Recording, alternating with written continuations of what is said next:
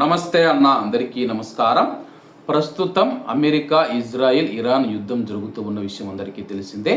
ఈ నేపథ్యంలో కువైట్ మరియు గల్ఫ్ దేశాలకు అమెరికా భారీ మొత్తంలో అయితే ఆయుధాలు అమ్ముతూ ఉందన్నమాట.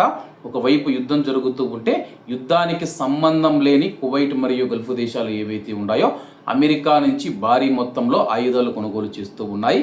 తాజాగా కువైట్లో మానవరహిత వైమానిక వ్యవస్థల నిరోధక ప్లాట్ఫామ్లు మరియు సంబంధిత ఆయుధాలకు కువైట్కు $1.98 బిలియన్ విక్రయించేందుకు ఆమోదం తెలిపినట్లు అమెరికా విదేశాంగ మంత్రిత్వ శాఖ ప్రకటించింది.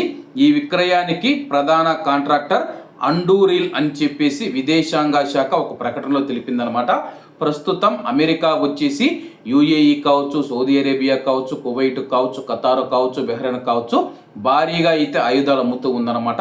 ఒకవైపు ఇరాన్ పైన దాడులు చేస్తూ ఉంటే ఇరాన్ వచ్చి కువైట్ మరియు గల్ఫ్ దేశాల మీద దాడులు చేస్తూ ఉంటే అలాగే క్షిపణులు మరియు మిసైల్ను అడ్డుకోవాలంటే కానీ యాంటీ మిసైల్స్, యాంటీ డ్రోన్స్ అయితే కువైట్ మరియు గల్ఫ్ దేశాలకు అవసరం అవుతాయి కాబట్టి అలాగే దాదాపు యుద్ధం ప్రారంభమైపోయి 4 నెలలు అవుతూ ఉందన్నమాట. ఈ నేపథ్యంలో కువైట్ మరియు గల్ఫ్ దేశాలలో కూడా ఆయుధాలు అయితే నిండుకున్నాయి. దీంతో అమెరికా విదేశీ వ్యవహారాల మంత్రిత్వ శాఖ అయితే మేము కువైట్ దేశానికి దాదాపు $2 బిలియన్ విలువైన ఆయుధాలు అమ్ముతూ ఉన్నామని చెప్పేసి ఈ యొక్క ఆయుధాలు కువైట్ రక్షణ వ్యవస్థను మరింత పెంచుతాయి. ఇరాన్ వచ్చేసి కువైట్ పైన దాడి చేస్తే కానీ ఈ యొక్క యాంటీ మిసైల్ కానీ యాంటీ డ్రోన్ వ్యవస్థ ఏదైతే ఉందో అడ్డుకొని కువైట్ భూభాగంలోకి ఇరాన్ ప్రయోగించే మిసైలు కానీ డ్రోన్లు కానీ ప్రవేశించకుండా నిరోధిస్తాయని చెప్పేసి అమెరికా చెబుతూ ఉంది.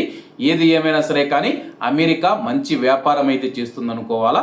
ఎందుకంటే ఇరాన్ పైన అమెరికా దాడి చేస్తూ ఉంది, ఇరాన్ వచ్చేసి కువైట్ మరియు గల్ఫ్ దేశాల మీద దాడులు చేస్తూ ఉంటే తీవ్రంగా నష్టపోతున్నవి మాత్రం కువైట్ మరియు గల్ఫ్ దేశాలని చెప్పేసి నిపుణులు తెలుపుతున్నారు. కాబట్టి అందరూ బాగుండాలి, అందులో మనం ఉండాలి. అందరికీ నమస్తే అన్న, జై హింద్.